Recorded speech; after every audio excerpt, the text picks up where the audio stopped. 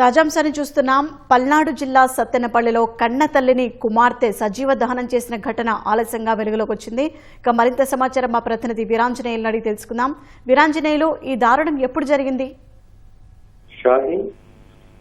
పల్నాడు జిల్లా సత్తెనపల్లిలో దారుణం చోటు చేసుకుంది. ఈ నెల 8వ తేదీన స్థానిక కిషన్పేటలో ఉంటున్న ఒంటరి మహిళ రమాదేవి సజీవ దహనమై ప్రాణాలు కోల్పోయింది. అయితే ఈ ఘటనలో మొదట అందరూ కూడా ఇంట్లో ఉన్నప్పుడు అనుకోకుండా ప్రమాదవశాత్తు ఆమె సజీవ దహనమైంది, చనిపోయింది అనుకున్నారు.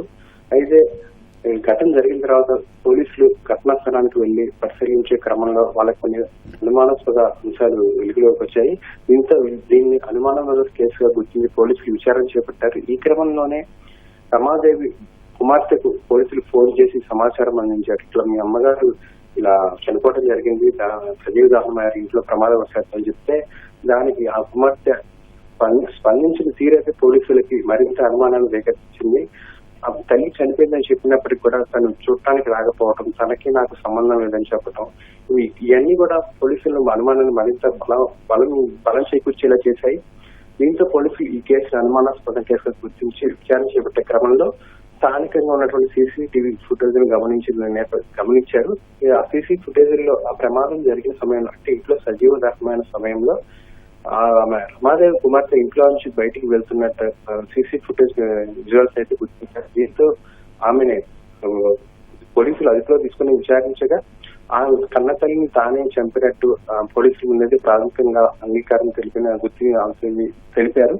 అంటే ప్రధానంగా తల్లి కూతురు మధ్య గత కొంతకాలంగా గొడవలు జరుగుతున్నాయని, ఈ నేపథ్యంలోనే తనకు అడ్డుగా ఉన్న తల్లిని చంపాలని నిర్ణయించుకొని ఆమెకి టీలో సిట్రజిన్ టాబ్లెట్లు కలిపి ఆమె మధ్యలోకి వెళ్లిన తర్వాత ఆమె ఒంటి మీద ఇంట్లో ఉన్న చీరలు వేసి ఆ చీరలకు నిప్పట్టించి వెంటనే ఆ ఇంట్లో నుంచి పరారైనట్టు కూడా పోలీసులు అయితే విచారణలో ఆమె ద్వారా తెలుసుకున్నారు.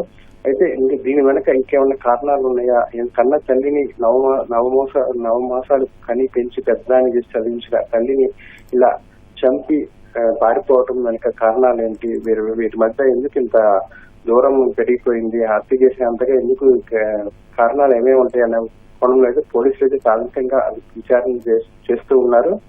పూర్తి సమాచారం అయితే మరిన్ని సమగ్ర విచారణ, అంటే ఇంకేమన్నా వీటి మధ్య వేరే ఇతరత్ర కారణాలు ఉన్నాయా, ఆర్థిక కారణాలు ఏమైనా ఉన్నాయా, లేకపోతే ఇంకేమైనా కారణాలు ఉన్నాయా కోణం మీద పోలీసులు విచారణ చేస్తున్నారు.